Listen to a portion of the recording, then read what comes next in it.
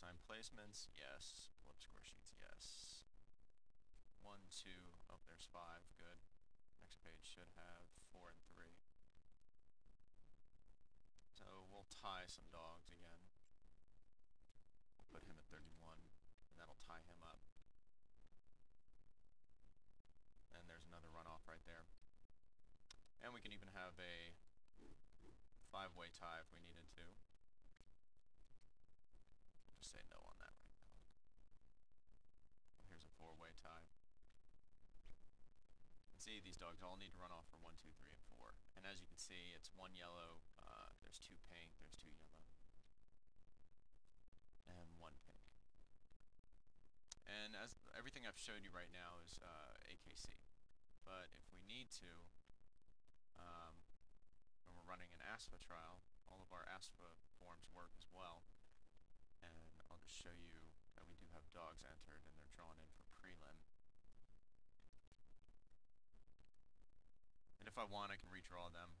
Now, the thing with ASFA is they don't want you doing, that was just a warning when I'm unlocking the prelim and final draw, because, you know, that can seriously erase all your scores and mess up your trial, so you don't want to click those randomly. ASFA only wants you to do a separate only, and you have that option, and basically that'll just look through the owners and try to separate the hounds appropriately. But you can also still do a final draw and cheat in ASFA if you want. Now we'll execute a prelim draw.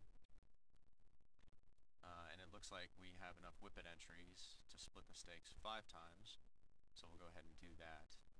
And I'll show you the trial scoring right there, and we'll organize by the prelim draw.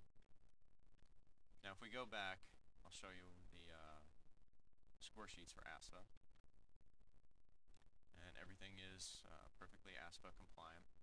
Oh, that's just bad zooming right there.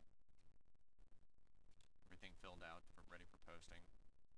And I'll show you the prelim draw sheets, again in running order.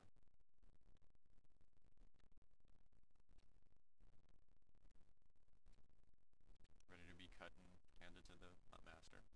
And here's your prelim judges sheets. Again, everything already filled out with the judges' names on it and everything. There's Jan Curry and Elaine.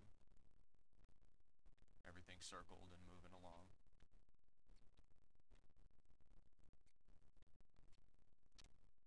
So then we'll go back and I'll just show you a couple of the tabs on the forms. I think I've gone through most of the important stuff. Oh, I'll go ahead and show you that you can post a worker sheet that has the running order and who the judges are and the lure operator for each course. That one doesn't have much. If we go to the Terrapin and Hunt Club one, that has quite a few. All the judges, who's lure opping and who's hunt mastering. Then we have general info on the trial. I'll go back. Well, I'll just leave it on this one.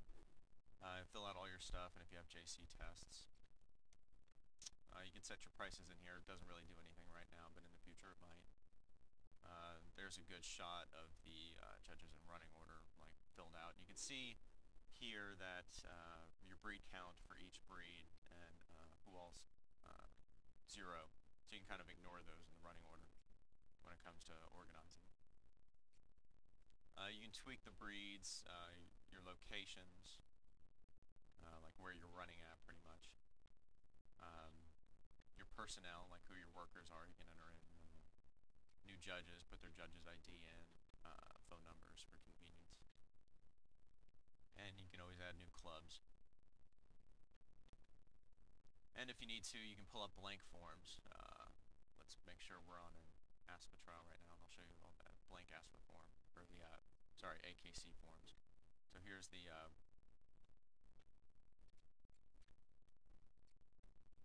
there's a blank score sheet, and I'll get those little pop-up boxes out of the way. And a blank entry form. We'll have to fix that blank entry form button because it's popping up with questions. Here's a blank certification. We've got blank draw sheets. And some blank judges sheets. And a blank QC JC sheet. And basically these are for, you know, if you just need something on the fly.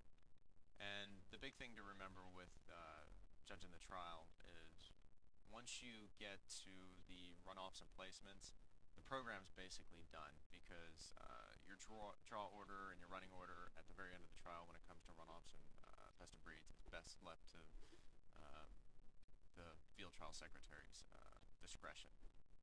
So you have to fill out the final judging sheets and draw order manually. Because that can really, you want to do your first place runoffs and then do your other runoffs and other breed runs and then do your tied best of breed run at the very end.